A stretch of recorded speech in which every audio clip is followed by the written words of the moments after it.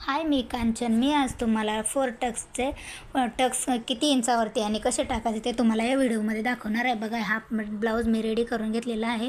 त्यासाठी ना मी कपडा घेतलेला आहे. त्याची लांबी मी 14 इंच घेतलेली आहे. छातीचा चौथा भाग 9 आणि 1.5 इंच मार्जिन घेतलेला आहे. गळापट्टी आणि मुंडा 6 घेतलेला आहे. शोल्डर मी 5.5 घेतलेला आहे आणि ब्रेस्ट पॉईंट मी 9.5 इंचावरती असं पॉईंट करून घेतलेला आहे. आणि मेन टक्स हा 1 इंचाचा घेतलेला आहे. बाकीचे टक्स मी 2-2 इंचावर ते टाकून असं सर्कल करून घेतलेला आहे. आता मेन टक्स आपल्याला स्टिच करून घ्यायचा आहे. टक्सला नेहमी डबल टिप देऊन घ्यायची आहे. बाकीचे टक्स हे पाव इंचावरती मार्जिन धरून आपल्याला टक्स टाकून घ्यायचे आहेत. अशा प्रकारे आपले 4 टक्स टाकून झालेले आहेत. आता मी इथं योगपट्टी म्हणजेच बेल्ट लावून घेणार आहे. अशा प्रकारे बेल्ट आपला हा रेडी झालेला आहे.